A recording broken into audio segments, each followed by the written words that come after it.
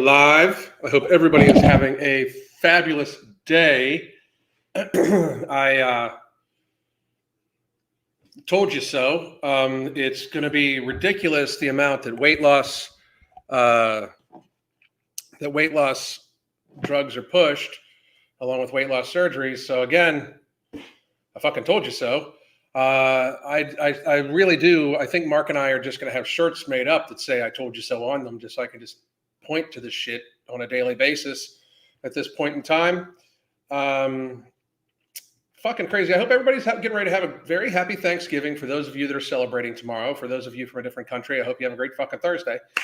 I am very excited. We are having my wife, my son, and I, and we are just going to cook and have a good time. I might go live at some point in time just because it is, a nice day. I was thinking maybe tomorrow we could would be a nice day to do.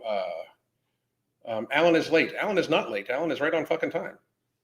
Alan was here at 1:00, just like Alan said he would be here at 1:00. Somebody just said I'm late. Ugly Jazz? Nah, I'm just kidding. It's all good. It would not surprise me because, like, when you have ADHD, you can get distracted by a fucking, little floof thing floating in the air, and all of a sudden 5 minutes disappears. But I'm going to say hi, Mallory. How are you? Omana, what's going on? Jell Marie Bruce, what's happening? Janet, how you doing? Here for the BS. I'm about to spit some. Sophia, what's going on? Slatsukin, Big Spoon Bear, Little Monster, Cactus Patch, Lady Hawk. Oh, look, everyone's going to go on farm. Yep. I called it. Christian, how are you? Michael, how are you doing? Made it to one of your live streams. Keep up good work. Thank you very much. Jess, Chloe, tinfoil crowns at the ready. Yeah, it's so strange to get called a fucking conspiracy theorist when you're fucking right all the time. I wish I could word it in a different way, but myself, my wife, Mark, we've been right a lot, like a lot. I mean, the conspiracy theorist is actually the person that says shit that ends up being wrong, if you ask me. I haven't been wrong about anything. So, anyway, I mean, I'm sure there's shit I've been wrong about or not 100% right about, but I've called it pretty fucking down the road. That's for goddamn sure. Let's see. Lady Hawk, I'm still be taking my Ember No Morbidity, so I don't binge tomorrow. That's good. I'm taking mine. I'm still taking mine for sure. In fact, I got to take my second half of. I want to do that with you guys right here. I'm taking the ingredients for product 2, and then I'll take No Morbidity here in a little while after this. I've had so far, for those of you that don't know, that you can follow my my weight loss and stuff like that on the actual group right here. You can just buy the book. The new book ought to be out. And anyway, here you go. That's No Morbidity, Fuck Being Fat, Solve Your Weight Problems Once for All. You get access to the Hunger Management Support Group, and I hope everybody will be actively joining that as readily as possible to help me go on along. And I'm going to, like I said, probably get down to like sub 10% right about the beginning of February. Already started out. I'm very low on carbohydrates for the last couple of days, feeling absolutely motherfucking phenomenal. And I did just want to tell everybody, if you join the Hunger Management Support Group, you get access to Crystal's live and pre-recorded classes. For right now until right after the holiday. So Friday, starting Monday. It's $9.99, but you get. This is her class schedule for this week. Like this morning, she already went for a group walk. She's doing restorative yoga. Then Happy Thanksgiving. Then she's doing strength endurance at 11 a.m. on Friday. We're also this Friday, by the way. Her and I are going to be discussing. Doing a documentary discussion. It is posted. If you go to my channel, and it is already posted, you can in the comment section, in the description box. Go to the discussion that we're going to be discussing upon about sugar this Friday at 1 p.m. But she went for a group walk, Hellfire Circuit, and she does new classes, not new not totally new, but she does different classes live every week. So she's just she's the shit. I mean, there's no other way around it. She is amazing. She's literally my coach. But please do join the app and the group and everything like that. We appreciate the support. Let's see here. Yes, take it. I asked earlier in the week, and I thought just gave me an excuse to overeat, but I didn't take it. But thank you, Alan, for setting me the right way. You're very welcome. You're very, very welcome. First live stream made in a while. Tomte, that's good. Amy Jacobs, how are you? Lacey Shrinks. Teaker. What's up? Hope you have a good day. Hello, Alan. My son and I will be running a 5K Thanksgiving morning. Good for you, motherfucker. Good for you. Good for you. Good for you. Laura and anybody I missed. Whoop. Can Crystal provide a healthy recipe for sweet potatoes? I know it's short notice. I will ask her, but sweet potatoes, I'm going to bake them off, add cinnamon to them, because that's my dish. I'm going to bake them off today, then I'm going to peel them, then I'm going to mash them together, and I'm going to add seasonings to it, and then I will top it with, I'm probably going to add some apple butter with pecans on top of it, and possibly the marshmallows, What'd you say? That's not really that healthy, but I mean, it's Thanksgiving. So,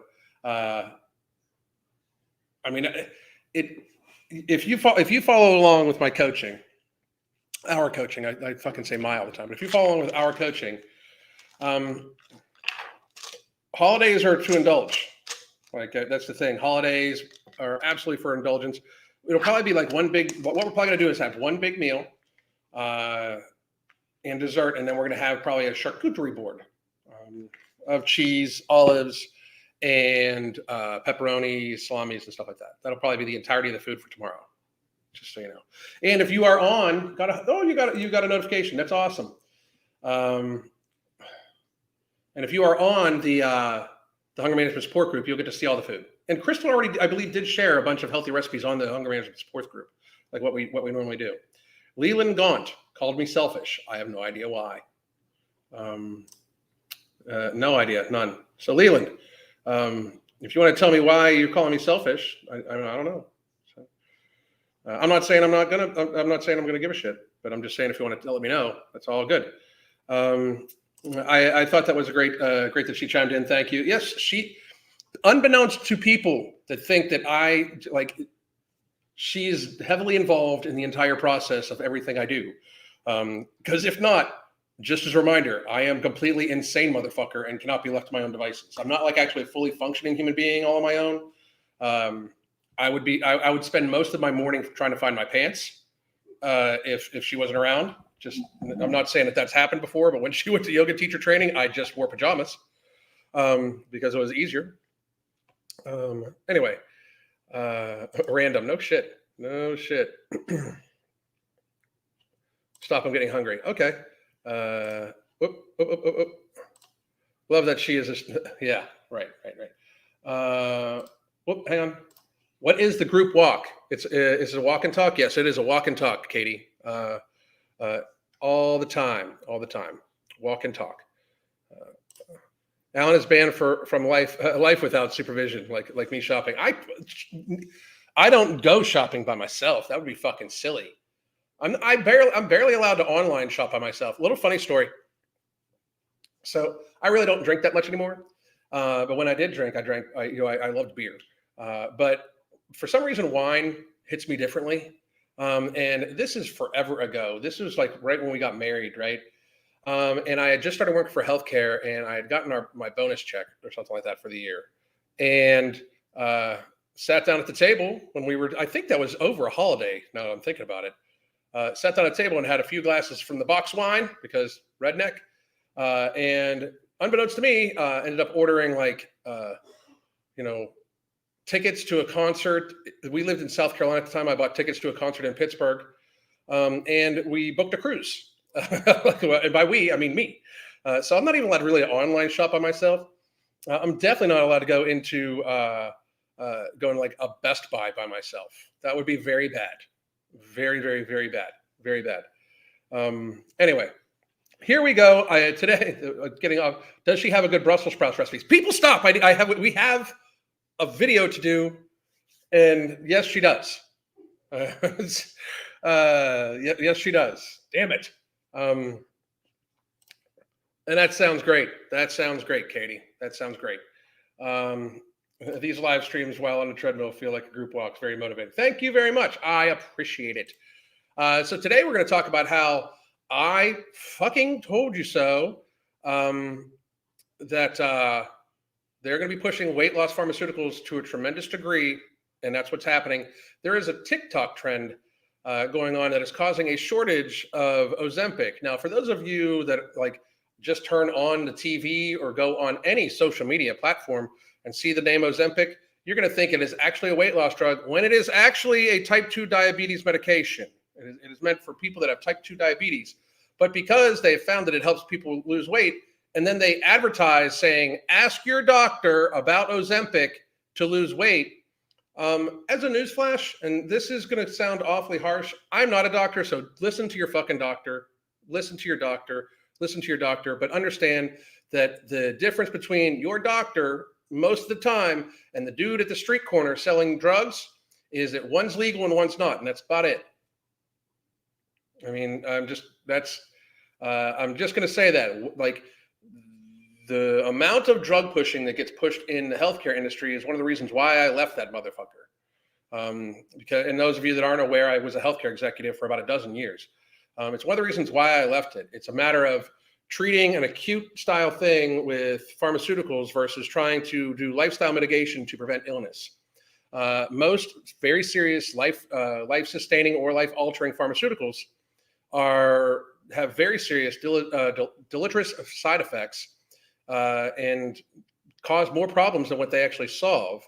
When in fact, most of the time, if you look at nature's like Ayurvedic medicine and have modern techniques applied to it, like ancient wisdom, modern techniques, it's an ambrosia thing. But it's one of the reasons why we partnered with them is because ancient wisdom, modern technique. So extracts of foods and from foods and food components and stuff like that are one of the things, like No Morbidity, which is right here, by the way. Boom.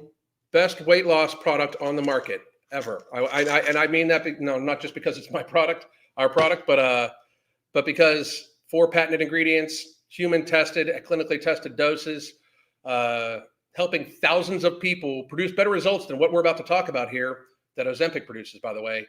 And that is just very limited sample because they've tested for years on their people. But we have people losing 20+% of their body mass in 4+ months when Ozempic's big boast is 20% of their body mass in 72 weeks.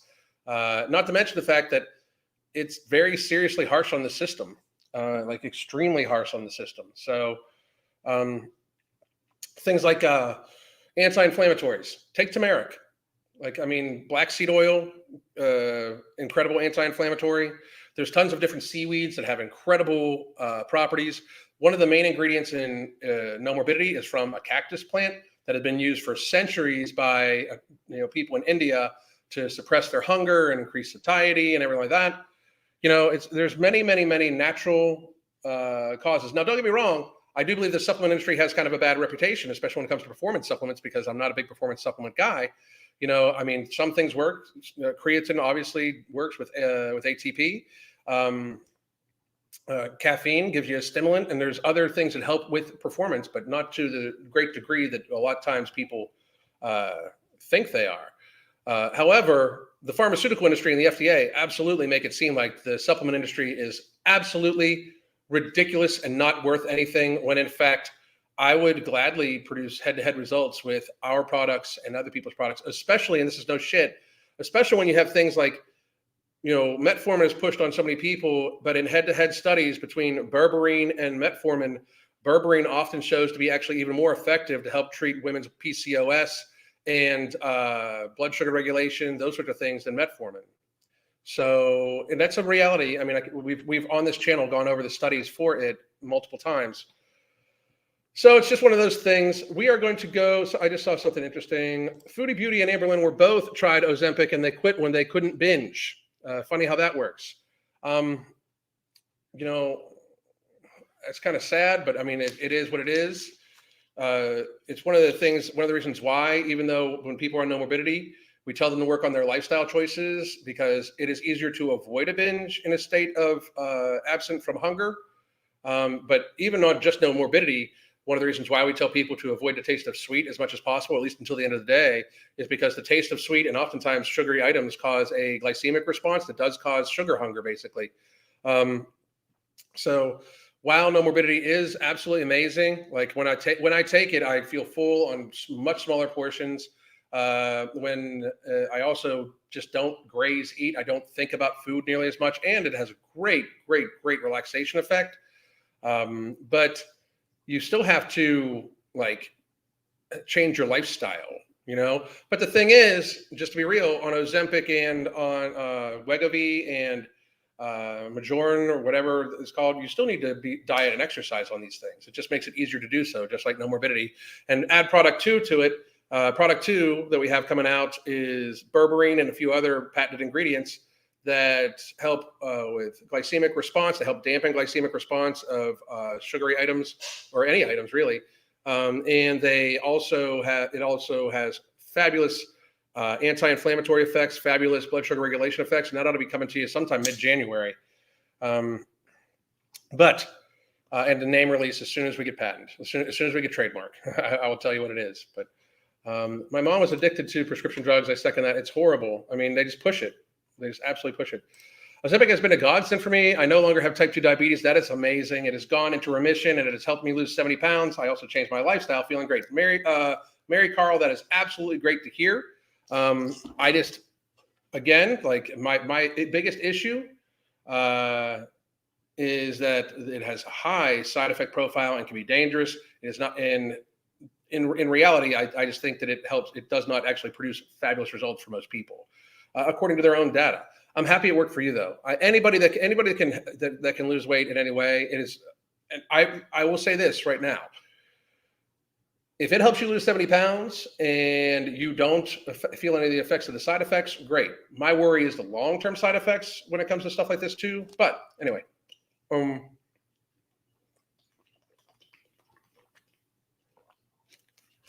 wanted to point this out. Mandy Justine. Noma works great. I get pregnant every time I lose 15 pounds. And sure enough, not even 3 bottles in and your stuff, I lost 15 pounds and got pregnant. Oh, my goodness. Well, congratulations. We have our first baby. We have our first no morbidity baby, honey. So I don't know if she's still in there. But we have our first no morbidity baby. This woman says, Mandy Justine says, Noma works. I get pregnant every time I lose 15 pounds. And sure enough, not even 3 bottles into your stuff, I lost 15 pounds and got pregnant. So, Alan's a strong name, and so is Crystal. Just so you know. So, I'm just kidding. I'm absolutely kidding. It would be horrible to be like, you know, you have a boy and you're like, I named you after this guy, and then have the child grow up and watch some of my old videos. That's like that wouldn't be healthy. That wouldn't be healthy. It really wouldn't. Anyway, so we're going to look at this one thing. So basically what's happening is that TikTok supposedly is causing a shortage, an actual shortage of Ozempic. And here's my problem. Here's my actual problem with this. At no point in time should a person be like, hey, doc, I saw this advertisement for this drug and it told me to ask you about it. I want to be on it because I feel I have all the symptoms and should be on it. To me, that's kind of fucked up. That is great to hear. To me, that's kind of fucked up. That you can go to your doctor and say, hey, I want to be on this medication, and then they just put you on it. Now, don't get me wrong. If you have type 2 diabetes and stuff like that, which is what this is for, I can understand. But we're going to listen to this, and then we'll discuss. This morning, Ozempic, a popular medication typically prescribed for people with type 2 diabetes, is reportedly being used off-label for weight loss by social media users. Okay, so it's being used off-label. Incredible how that can be used off-label with a black box warning on it, because, by the way, Ozempic and Wegovy are both higher doses of a drug called semaglutide, and semaglutide has a black box warning on it for tumors, for thyroid tumors. And it's amazing how the FDA allows the off usage of this, but if there's a certain like medication that won a Nobel Peace Prize for its use in humans that's also used in some animals, they were blocking that every step of the fucking way for the last 2.5 years. But this, this apparently no problem. The FDA has reported intermittent shortages of the drug. Social media users like TikToker Alyssa Clayton praising the drug's results for slimming down. Alyssa sharing these before and after photos of the effects of the medication over the course of 18 months. First of all, that's phenomenal for her. 18 months, 18 months and 60 pounds down. That's pretty good. Congratulations. That's what I would expect with normal diet and exercise, just to be real, because 18 months is in fact 70 some weeks. So that's less than a pound a week, just to be real. Like that's like 0.75 pounds a week. Not really something I would classify as phenomenal results, but as long as she keeps it off, that's outstanding. I wanted something that was non-invasive. Being pre-diabetic, that's scary for me. I mean, if I'm 60 pounds lighter now than I was a year ago, I feel like that has increased the quality of my life and absolutely hopefully the length of my life. Ozempic, an FDA-approved treatment for type 2 diabetes. Just so everybody understands, FDA approval and treatment, like the FDA recalls 25% of the drugs they approve for being dangerous. Just so. They should not allow it to be used off-label. Diabetics can greatly benefit from this medication. I completely agree, 100%. I completely agree. Because if you're type 2 diabetic, the pressing issue is to reverse that. The absolute pressing issue. I completely agree, Mary. Is to absolutely reverse that. Is known to improve blood sugar alongside diet and exercise to reduce the risk of major cardiovascular events such as heart attack, stroke, or death in adults with type 2 diabetes. Notice how they just it's amazing how we're at a stage in society where we have people like people that are like at the New York Post right now, fucking they're actually pulling articles almost every single day about obesity and acceptance of obesity and how it's fine and fat trainers and blah blah blah. But yet at the same time, the companies are trying to terrify people. Like if you don't take Ozempic, if you do take it, it reduces your risk of heart rate, stroke, and death. Where do you think those fucking things come from? From obesity and from type 2 diabetes and things like that. It's crazy. Crazy. Although Ozempic is not explicitly approved for chronic weight management, it can be prescribed off-label and used safely for this purpose for people who are obese. Now, safely is definitely a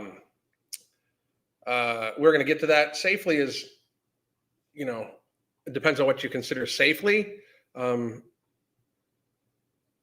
I don't, to me, like that's very subjective, but it is definitely slow enough to be safe weight loss. However, my issue with this is just this.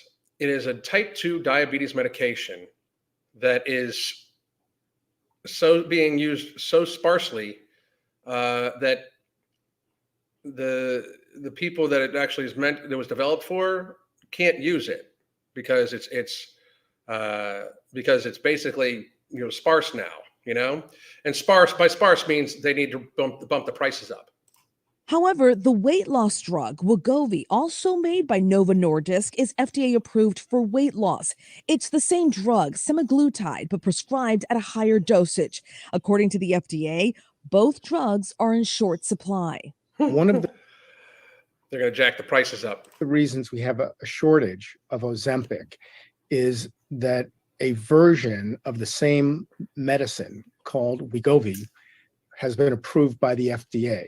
Yep. But because of supply chain issues, it's been in very short supply. And so people have been using Ozempic instead. Novo Nordisk telling ABC News, we are currently experiencing intermittent supply disruptions on various doses of Ozempic due to the combination of incredible demand coupled with overall global supply constraints. While product continues to be manufactured and shipped, That means they're having a hard time getting it from China, by the way. patients in some areas of the country will experience delays. We are making both short and long-term investments to solve for these temporary challenges. For Good Morning America. Okay, so what I wanted to do from here is go to a few of these. We're going to get rid of that. Hang on. These medications don't work unless you change your lifestyle. Of course.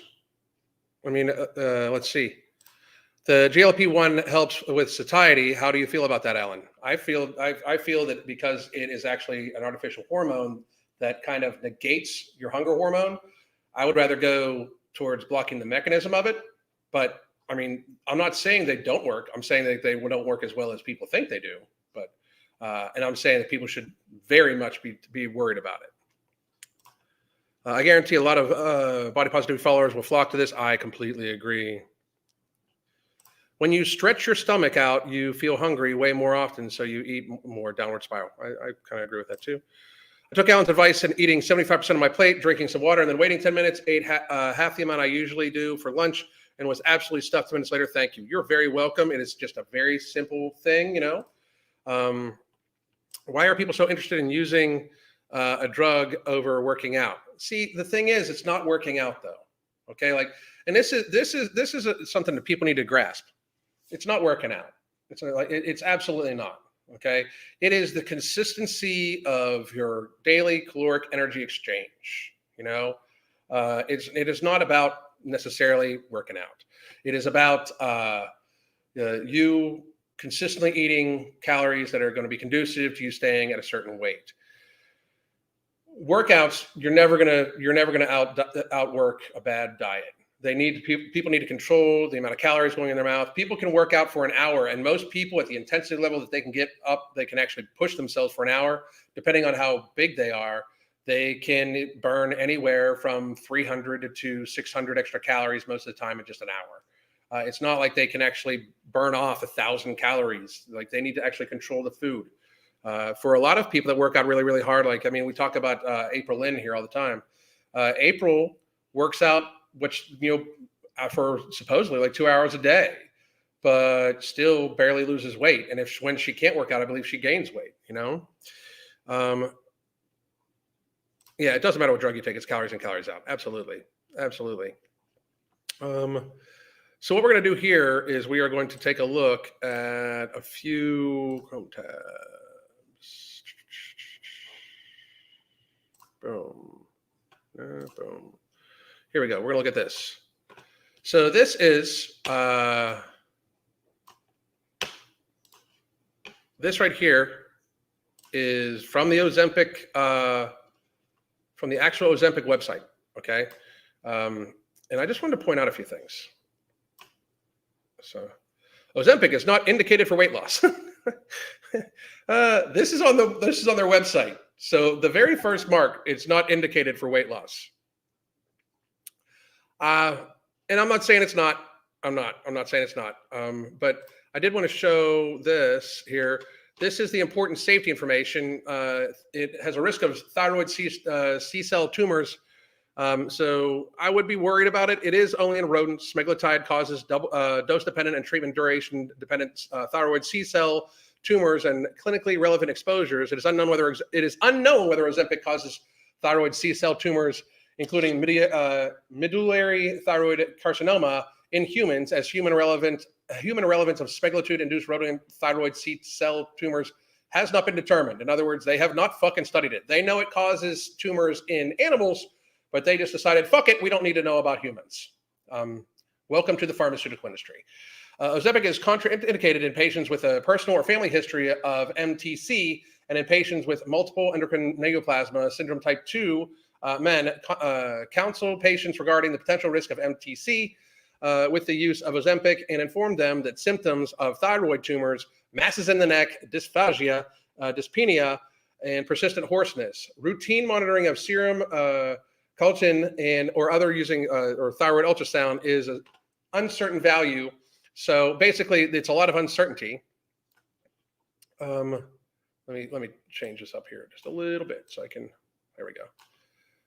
Indications and limitations of use. Ozempic, semaglutide injections, 0.5 milligrams, 1 milligram, and 2 milligrams is indicated as an adjunct to diet and exercise and improved glycemic control in adults with type 2 diabetes mellitus, and to reduce the risk of major adverse cardiovascular event, CV, death, non-fatal myocardial infarction, and non-fatal stroke in adults with type 2 diabetes and established cardiovascular disease. And that is because it does help the person to, in fact, control their blood sugar regulation. So, and it helps the person control their hunger. And therefore, when it controls their hunger and is taken along with a healthier diet is much less glycemic responsive, meaning it is much less, they aren't taking in as many carbohydrates, they're not spiking their blood sugar as much. And since they're not as hungry, they're not necessarily having to do this. So, contraindications.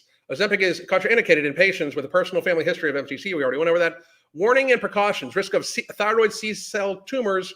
Patients should be referred to an endocrinologist for further evaluation if serum calciton is measured and found to be elevated in thyroid nodules are noted in physical examination or neck imaging. So in other words, they would have to actually, like, I happen to know this, they don't actually bring you in very fucking often to check this shit, and they definitely don't run that test on people. Pancreatitis, acute and chronic pancreatitis have been reported in clinical studies. So acute and chronic pancreatitis have been reported in clinical studies. Observe patients carefully for signs of and symptoms of pancreatitis, persistent severe abdominal pain, sometimes radiating into the lower back with or without vomiting. If pancreatitis is suspected, discontinue Ozempic promptly, and if pancreatitis is confirmed, do not restart. Diabetic retinopathy complications. In a 2-year trial involving patients with type 2 diabetes and high cardiovascular risk, more events of diabetic retinopathy complications occurred in patients treated with Ozempic, 3%. So 3% of people, 3% of these people had worse outcomes of diabetic retinopathy, compared with placebo, 1.8%. So 1.2% increase. So is what it actually is. So in other words, a 75% increase of diabetic retinopathy risk, 75% increased. The absolute risk increase for diabetic retinopathy complications was larger among patients with a history of diabetic retinopathy at baseline. So if you have diabetic retinopathy, I wouldn't even fucking think about using this. Never share an Ozempic pen because bloodborne pathogens. Hypoglycemia, patients receiving Ozempic in combination with an insulin, of course, have increased risk of hypoglycemia, including severe hypoglycemia. Informed patients use. So basically, if you're also using insulin, metformin, those sorts of things, you should watch out. Acute kidney injury. There have been postmark reports of acute kidney injury, meaning it's causing acute kidney injury, and worsening of chronic renal failure, which may sometimes require hemodialysis, which is dialysis, in patients treated with a GLP-1 receptor agonists. Some of these events have been reported in patients without knowing underlying renal disease. So that means that your doctor put you on this medication knowing that it might cause acute kidney injury without checking to see if you have any kidney issues. Again, just so everybody understands, the third leading cause of death in the United States is, in fact, medical error. It kills about 450,000 people a year as of 2020. Or going into 2020, it was 2019 numbers for 2020 was what it was released. It's about 450,000 people a year die from medical error. And I would definitely count this as one of them. A majority of the reported events occurred in patients who had experienced nausea, vomiting, diarrhea, and dehydration. We'll get to that in just a second. Monitor renal function when indicated at escalated dosage of Ozempic. Now, I will say that nausea, vomiting, and diarrhea occurred in about 25 to 45% of the people that do take Ozempic. I mean, it's a huge number. And we'll get to that here in a little bit.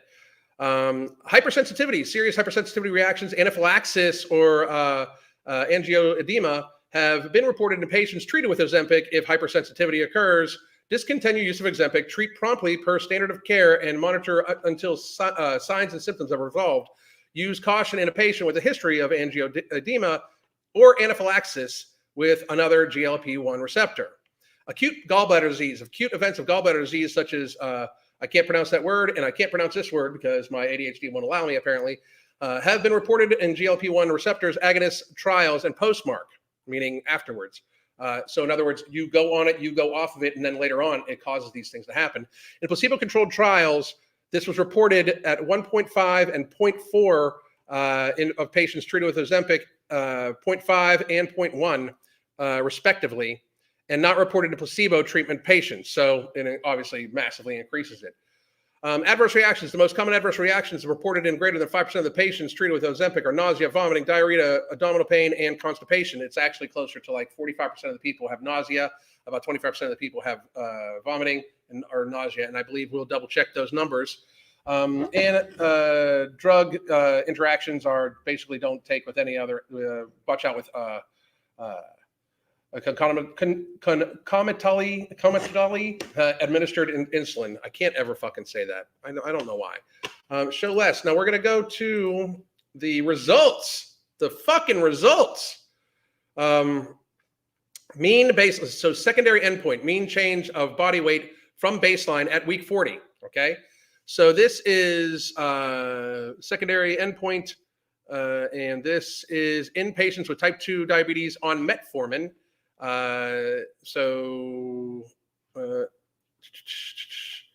This is sustained 7.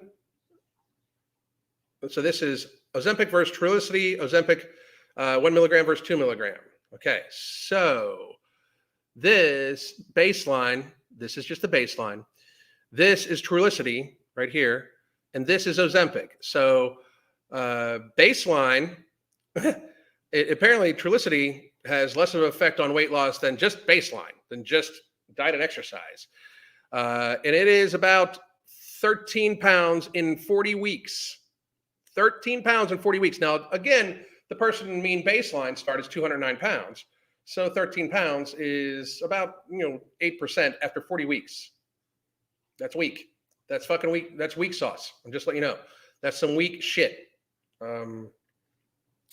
These are head-to-head studies. I just want to get to, let me check out this.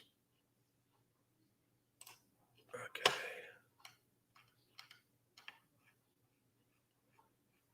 Let me check something here. That's not what I'm looking for.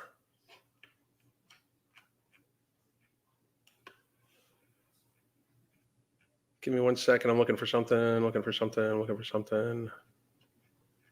Oh, wait, here we go.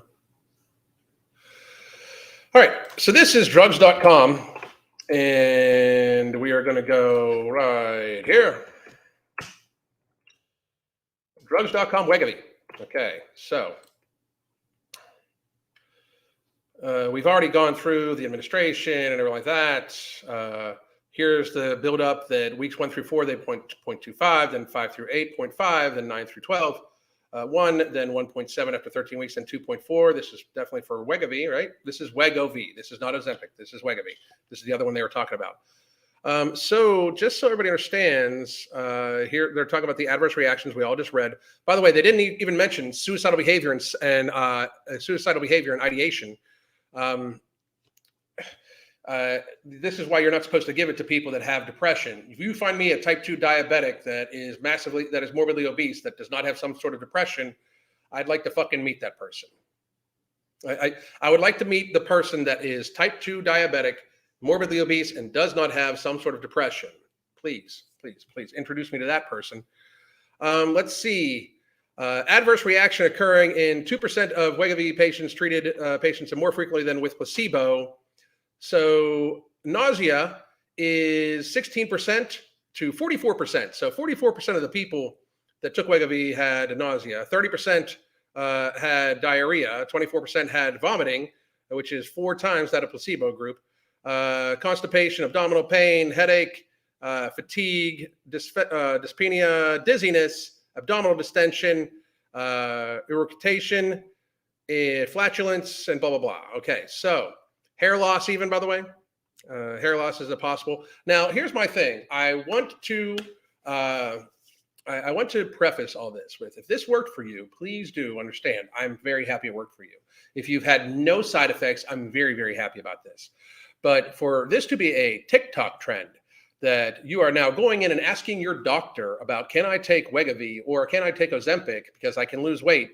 If they do not sit down and explain all of these possible risks to you, if your doctor does not explain all the possible risks, go through the entire checklist that I just spewed out to you and let you know that there is a possibility of an increased possibility of nausea, diarrhea, constipation, abdominal pain, headache, fatigue, dyspepsia,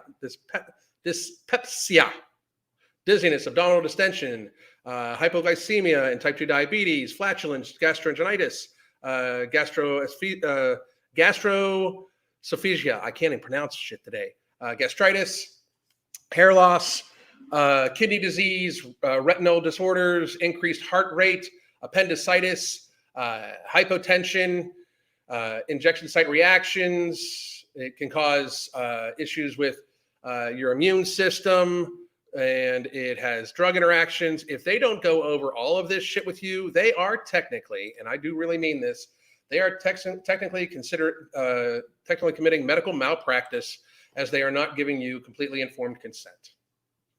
That is the issue. I mean, I understand that we have this thing where informed consent seems to be a thing of the past in the last couple of years.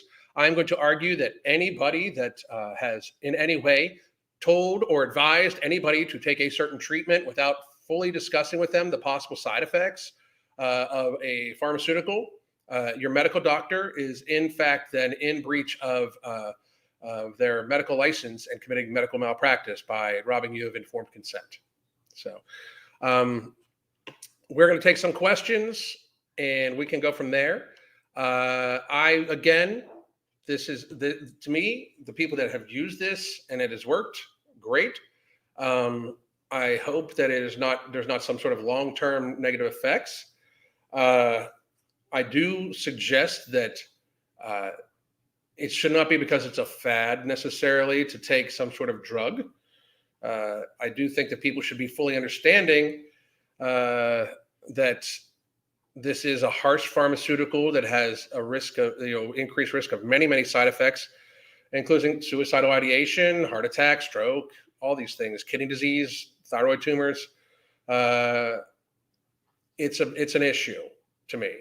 And they're going to push this fucking hot and heavy, just so you understand. Just like I said, they're going to be pushing it hot and heavy because they've basically fattened the cow that is the population of America and the UK.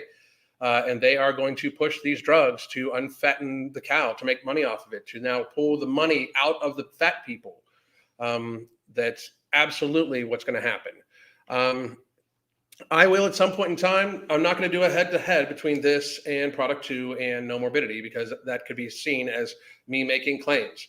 But we will do a review about natural appetite suppressants that can possibly help in their stead. To me, the issue is if it's a fad where you're like, hey, I can lose some weight, I hope that it's also coupled with very serious lifestyle mitigation change, because I don't see that as happening. I just don't. If you have questions about what a good lifestyle mitigation change would be, you can get a 30-minute consultation at the link I just posted. And you can also join the app, the Hunger Management Support Group. I will gladly sit and talk to you and give you my best solid advice on what you can do to change your lifestyle. I give free advice here all the time. And we actually pull people on screen. I'm doing a thing now, again, where I pull people on screen. I really think that this is a very slippery slope, because we're now being told by the media that being obese is in fact not the person's fault. It is a chronic illness that they have, right? So they're setting you up for the patient for life thing. Like even when we released No Morbidity, I said, I want people to be able to use this supplement to in fact change their lifestyle. You can look at all my videos. I talk about it that way. That's the thing that's not being said here, is this should be used as a way to change your lifestyle. It should be used as a way to find a way to eat that is going to minimize your hunger as much as humanly possible. Avoid processed carbohydrates. Treat sugar like it's alcohol. Make sure you're getting plenty of hydration, especially if you're taking Ozempic or Wegovy, because it'll be good for your kidneys to take a bunch of fluid. Because, I mean, you need to make sure you have plenty of fluid to be able to push out toxins and those sorts of things. Without insurance, it's about $1,200 a month, anywhere from 12 to 15. And that's before the price hike that's about to happen. Because there's going to be a price hike. You can fucking guarantee it, especially because they are pushing to have this paid for through Medicare B, meaning the taxpayer will pay for it. And I'm not joking. Like we will all be helping to pay for people's unfattening medications if they get it pushed through Medicare B. That's why I mean, I used to be a big proponent of universal health care, but here's why I changed my mind on universal health care. I personally don't think, hang on. So here's why I've changed my mind on universal health care. And I used to be a very large advocate for it, that I believe healthcare is an actual right. I believe that we are owed the best possibility to be as healthy as humanly possible. And we should not let people suffer. We should not, if somebody develops cancer, we should not let them suffer. We should help take care of them. I do, however, truly believe that in order for this to possibly ever work, everybody needs to participate in their own healthcare by trying to avoid getting sick as much as humanly possible through lifestyle and living situation changes. I believe that everybody needs to participate in this.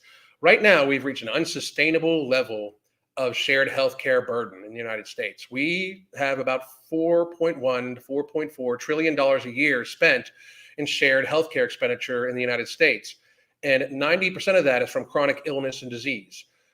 80% of that chronic illness and disease is estimated to be lifestyle avoidable, meaning it is lifestyle-driven chronic illness that is accounting for 80% of the 90% of the $4.1 to $4.4 trillion. If you do the math on that, that works out to about $2.7 trillion a year spent in America in healthcare burden for avoidable lifestyle-driven chronic illness. And that is why I can no longer be an advocate for universal health care, because people are simply not participating in their own health care. They are not participating in the avoidance of getting into chronic illness and disease. This is not the person that is in an acute car accident. This is not a person that is in an acute, that has an acute illness or even a communicable disease. These are people that develop diabetes, which is 90% avoidable by lifestyle mitigation and change. Cardiovascular disease is 80% avoidable by lifestyle mitigation. All cases of cancer are 70% attributed to lifestyle-driven factors, and 70% of all cases of stroke are the same. If people are not going to try to take care of themselves, it is not acceptable nor possible for us to spread that burden around enough, especially when we are in a country that has so seriously many sickly people due to lifestyle-driven illness. It is not feasible. We have so many people. If we took statistics now, the last statistics for obesity were 42.5%, and those were 2018 numbers. It has to be close to 60% obesity in America. And the problem is people don't see it because what we know as obese, it now looks normal. But the average person in America, the average male, is 199.9 pounds at 5 feet 9 inches tall. That's fat as fuck. They have a 40-inch waist. They are indeed fat. The average female is 5'3" and about 170 pounds with a 38-inch waist. That is obese. That is obese on a visceral level, on a waist to height ratio level, which is even more predictive than BMI. So it can't even be, we don't even need to use the BMI. We can go off waist to height ratio, which has been statistically shown to be massively more predictive of chronic illness and disease than BMI. America is over 50% sick. We're over 50% obese by those numbers. And those numbers that I just listed off are from 2018 also. I would garner to think that it is over 60% that way too. Like, we cannot possibly have universal health care when people are not participating in it. Like, we need to participate in healthcare, all of us. It should be a no-brainer at this point, as 2.5 years ago, we were literally told that we needed to close down the world, especially America, because we needed to protect our healthcare system from being overrun because of the amount of elderly people, which is not that much, and sickly people, which is a fuck ton. We literally closed the world down to protect elderly people, average age 78 or more, which is over the age of life expectancy, by the way, and people that had, and other younger people that had 4 or more very serious comorbidities, including cardiovascular disease, type 2 diabetes, cancers, and stroke. Like, we were told we needed to close the country down for fat people, for people that treat their bodies like shit, lifestyle-driven chronic illnesses, people that eat too much, smoke too much, and drink too much. We closed the world down to protect them. This should not be even a question anymore, because I understand we don't want to hurt anybody's fifis, because everybody needs a safe space and everybody is awesome just the way they are, except if you are gluttoning yourself, drinking yourself, or smoking yourself into illness, you are burdening all of us, and you are causing it so that the fear of overloading our healthcare system from a fucking cold is in fact enough for everybody to sit down like lemmings and lose our freedom, as well as add to massive shared healthcare burden and cost. The burden on the healthcare system alone, if we were worried about overloading our healthcare system, well over 50% of the burden, resource-wise, in our healthcare system is from chronic illness, is from lifestyle-driven chronic illness, well over 50%. It takes more people to move a fat person. It takes more machinery to take care of a fat person. It is what is clogging our healthcare system, is people treating their bodies like shit. I can no longer be an advocate for universal health care because people don't give enough of a shit about themselves. They just want treated when they fuck themselves up instead of trying to do what's good for society, themselves, their family, and even the planet, as you have a much larger carbon footprint when you are fat as fuck from the overconsumption than that of a lean person. I can no longer be an advocate for universal health care when I at one point in time was. I know this is hard for a lot of people that dislike me to believe, but I have been an independent voter my entire adult life and voted Democrat for many, many, many, many years, until they lost their motherfucking minds. Because that's what this is. We can no longer actually sustain the everybody is perfect just the way they are motif, when in fact people are gluttoning themselves, drinking themselves, and smoking themselves into societal burden that we all share that is at this stage already unfucking sustainable. It is unfucking sustainable. So that is why I am no longer an advocate for universal health care. Not until we all get on the same page about us trying to avoid using the healthcare system by treating ourselves well, getting to a healthy weight, looking out for the environment by not over consuming massive amounts of food quantity-wise that causes extra packaging, extra production, and avoiding like 1.6 million deaths a year that are attributed to lifestyle-driven chronic illness. I can no longer do it. Not after 2020, not after it was literally used by Dr. Fauci as an excuse to close down the country, because he even said if we just let everybody get it with the amount of obesity we have, it would be bad. Personally, I don't believe that that's ever a reason to take freedom away from anybody. It should be everybody's choice. I really don't. I disagreed with it the entire time, and that's well documented on the social medias that I'm still allowed to have. But I can say this. They said it. You either believe them or you don't. It is a massive burden on society. It is a massive windfall for the healthcare and pharmaceutical industry, because I am telling you this right now. The young people that are in nursing homes, I'm talking young, like 60 years old, 65 years old, that should not need anybody to take care of them, should still be in the workforce, but need help people wiping their ass, getting them up out of bed and helping feed them, are all fat. Almost every single one of them are all fucking fat. And they don't live to the point when most other people who are lean then need skilled nursing or assisted living when they get to the point where they're 80 years old and they need somebody to do their laundry for them because they're a little too old and too decrepit. The youngest people that are in rehabilitation centers, physical rehabilitation centers, that are in skilled nursings, assisted livings, even independent livings for help with their daily function are indeed people that are sickly due to lifestyle-driven chronic illness. It is statistical fact. So again, I will not support universal health care. As far as I'm concerned, everybody should pay for their own health care out of their own pocket for a little while. Fuck the insurance companies because they just spread that cost around, and fuck the hospital system for overcharging and having 75% of their actual costs go to administrative purposes. You know how I know this? I was an administrator. So that is why in no way, shape, or form until America gets its shit together, why I support any type of universal health care. God damn. No shit. I was pre-diabetic once, but lifestyle change helped me out of that illness. Great job, Candid by Tanise. Great job. I believe I follow your channel. I believe I subscribed. I don't know. I had the big C and it felt like a cold, just like 10 days. I coughed twice. I had a much worse chest cold not too long ago. After I got food poisoning, I got E. coli from the water, basically.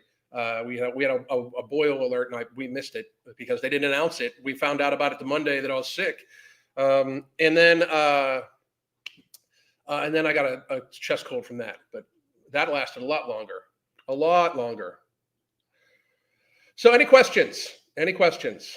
Same thing with colleges, administrative bloat. It's the healthcare industry is like 70% administrative costs. Like, you wonder why you pay $20 for a can of Coca-Cola? It's because the can costs 50 cents, and then the labor to bring it to you costs 25 cents, and then the rest of it goes toward, and then like about $1 of it goes towards building and plants and stuff like that. And then the rest of it goes towards the administrators, the board of directors, all those people, all that shit. But that's actually true. I mean, it's statistical reality. RSV is going around San Diego County, and it's going all scare tactic here.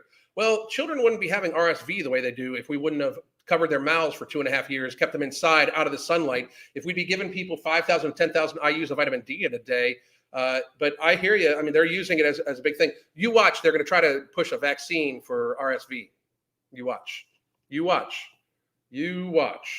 So. NHS is overwhelmed. Absolutely. The NHS is going to collapse at some point in time within the next 5 years, unless they radically change what's happening with it. It's going to collapse. Anyway, guys, I am about an hour and a half in. I'm about 57 minutes. I got about 2.5 minutes left. So any questions? I don't know where the fucking hour and a half came from. I really don't. I don't know. I don't even know why I said that. Crazy shit. Let's see here. My mom is waiting to be put into a care home, and she is 67 due to dementia and isn't fat. She stands out as being one of the rare few that aren't fat. Absolutely. And my sincere condolences. Dementia is a horrible, horrible, horrible illness. What has been done about dementia is massively horrible. Like, I don't know if any of you guys realize this. This is another reason why you shouldn't trust the healthcare system that much. I'm just letting you know. But the entirety of the research on Alzheimer's disease for the last 20 years was fraudulent on purpose. Like the base studies on it were wrong on purpose. And so we've been basically treating these people. We don't know if it's actually fucking helped them or not. It's fucking crazy. Don't have any questions, but I would like to say that yesterday I fit into a size small for the first time. Was a 4XL just over a year ago. Let's go. Fucking A. That is amazing. That's a fucking hero right there. Goddamn. Great goddamn job, Slate. Great job. What do you recommend for sleep? I use, it's around here somewhere. I thought I had it somewhere. I use a more Ritual PM, but I also have a sleep routine I do. I make sure the room temperature is nice and low. I put an extra blanket if I'm having a hard time sleeping. I take a contrast shower, meaning like 3 minutes hot, 1 minute cold, 2 minutes hot, 1 minute cold, 1 minute hot, 1 minute cold, get out, dry off, and get into the warm bed. And as the bed heats my body up, it helps me relax and helps me go to sleep. So just something to try. The advocates for universal health care always use the argument of what about people with cancer?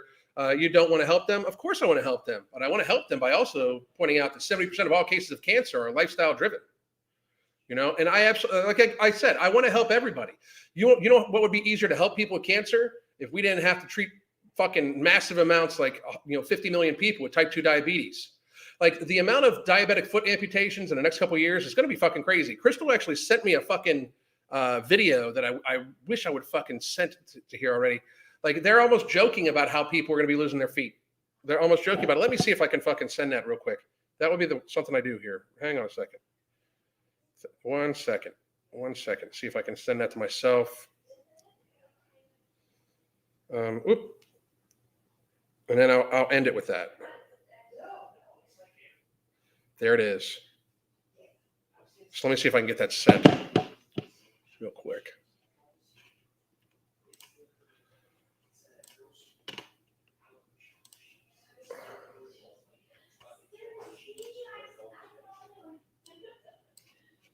Hang on 1 second, guys. Hang on 1 second. It's sending. There it is. Okay. So, hang on. Okay,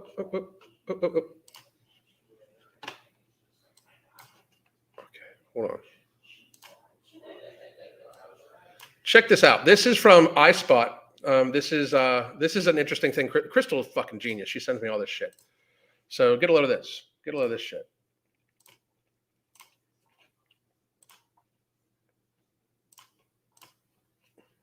Everybody see that? Hang on a second.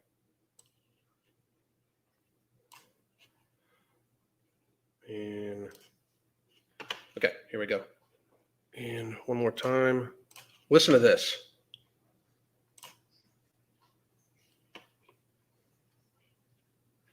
Your diabetes can affect more than blood sugar. If left untreated, these could lead to this.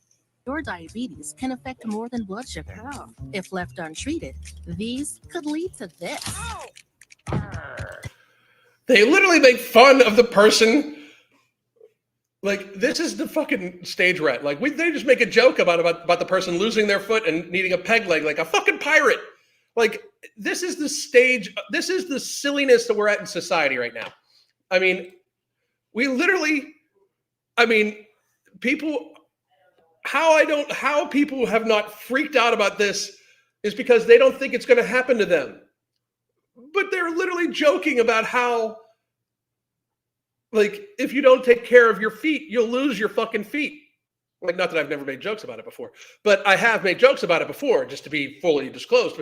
But holy shit, like, I mean, this is a company marketing this. And by the way, for those of you that have heard me talk about before, how the biggest thing we need to do is look out for footwear, please ignore the fact that these motherfuckers just made fun of people losing their foot and needing a fucking peg leg.